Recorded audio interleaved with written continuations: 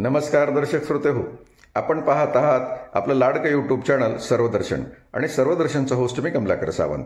मंडळी, दररोजच्या प्रमाणे हासरा दिवस आज बाहेर येतो आहे. अर्थात दररोजचा दिवस चांगला निघाला पाहिजे, आपण शांतपणे विचार केले पाहिजे आणि आपल्या सर्व जीवनातल्या प्रश्नांना उत्तर शोधण्याचा प्रयत्न केला पाहिजे. मंडळी, ज्या लोकांना प्रश्नाचं उत्तर शोधायची सवय आहे त्याला जीवनात जास्त प्रश्न येत नाहीत. आलेल्या सगळ्या प्रश्नाला उत्तर मिळतं आणि जीवन सुखकर होतं. म्हणूनच आपण चर्चा तुमची आमची नावाचा सदर चालवतो आणि चर्चा तुमची आमची या सदरामध्ये परवा प्रश्न विचारण्यात आलेला होता. अलीकडच्या काळात बदलचं हवामान होत असताना शेतकऱ्यांनी काय केलं पाहिजे, म्हणजे बदलत्या हवामानाचा शेतीवर होणारा परिणाम कोणता आणि शेतकऱ्यांनी काय करावं, यावर अनेक लोकांनी खूप छान पद्धतीनं उत्तरं दिलेली आहेत. आणि शेतीनिष्ठ शेतकरी श्रीयुत भानुदासराव सावंत किल्लारीकर यांनी दिलेलं उत्तर अत्यंत लाभदायक असं मला वाटलं. म्हणून सर्वदर्शन टीमच्या वतीने मी पहिल्यांदा श्री भानुदासराव सावंत यांचं या ठिकाणी अभिनंदन करतो आणि त्यांच्या मुद्द्यानुसार आज आपण आपल्या चर्चेला सुरुवात करतो आहोत. एक तर वाढत्या तापमानामध्ये वाढ होते आहे आणि ती वाढ कमी होईल हे बघावं लागेल. म्हणजेच वाढतं तापमान वाढणार आहे अशा गोष्टीपासून स्वतःला ऊर्जा बंद केलं पाहिजे. थोडक्यात आहे, AC चा वापर असेल, ग्रामीण भागामध्ये कृत्रिमरित्या उष्णता वाढीचे सगळे पर्याय असतील, प्लास्टिकचा हेवी वापर असेल, ग्रीन हाऊस पॉलीहाऊसचा विचार करता पॉलीहाऊसचा सुद्धा विचार करावा लागेल, हे बघावं लागेल. शिवाय अनेक अडचणीपैकी अवकाळी पाऊस ही एक अडचण आता नव्यानं आहे. पावसाळा कधी सुरुवात होतोय आणि कधी बंद होतो हे कळत नाही.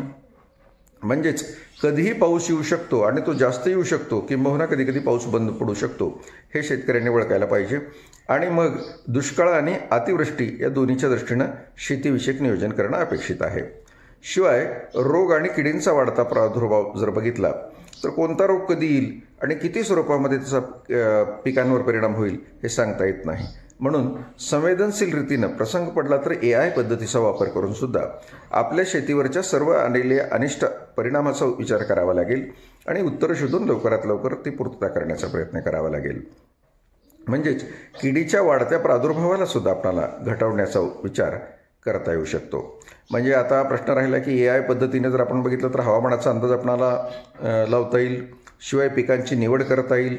पाणी व्यवस्था कशी करायची ते कळेल. मग ठिबक सिंचन असेल, तुषार सिंचन असेल किंवा इतर पद्धतीचं सिंचनसुद्धा कसं करावं यावरही AI तुम्हाला मदत करू शकते. तज्ज्ञांच्या सल्ल्याने सुद्धा कीटकनाशकांच्या बाबतीमध्ये ज्या वेळा कधी किडींचा प्रभाव होईल तो कमी करण्याच्यासाठी तुम्हाला त्यामध्ये विचार करणं भाग आहे.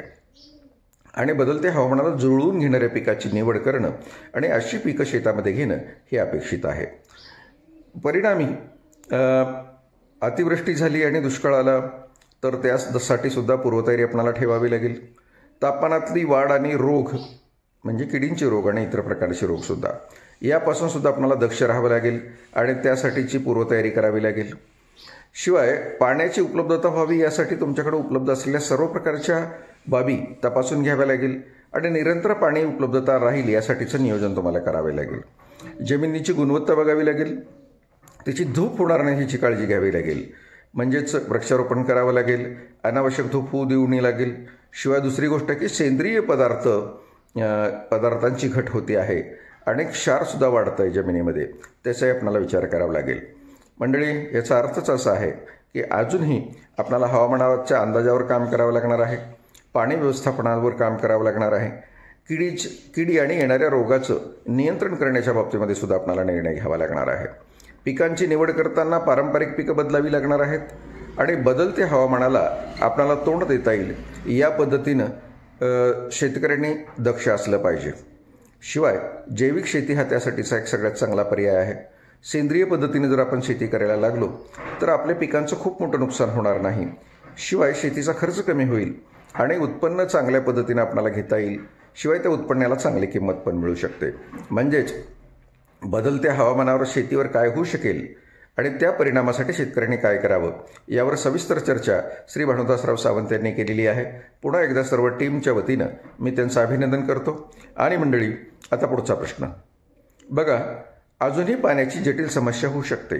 प्रश्न काय बघा, अजूनही पिण्यासाठी आणि शेतीसाठी पाण्याची जटिल समस्या होऊ शकते, त्यासाठी काय काय करावे. मंडळी, या प्रश्नाचं उत्तर शोधा आणि तुम्ही ते लेखी स्वरूपात देण्याचा प्रयत्न करा. ते डिजिटल स्वरूपात पाठवा. तुम्ही व्हिडिओनी पाठवा किंवा व्हिडिओ कॉलवर सांगू शकता किंवा साध्या फोननं सांगू शकता. अद्यापपर्यंत जर आपण सर्वदर्शन यूट्यूब चॅनलला सबस्क्राईब केले नसेल तर निश्चित सबस्क्राईब करा. आवडलेल्या सगळ्या व्हिडिओला लाईक करायला शिका आणि त्यासोबतच शेअर करायला सुद्धा शिका. धन्यवाद मंडळी. मी तुमची रजा घेतो. मी होस्ट कमलाकर सावंत परत एकदा तुमचे धन्यवाद व्यक्त करतो. धन्यवाद.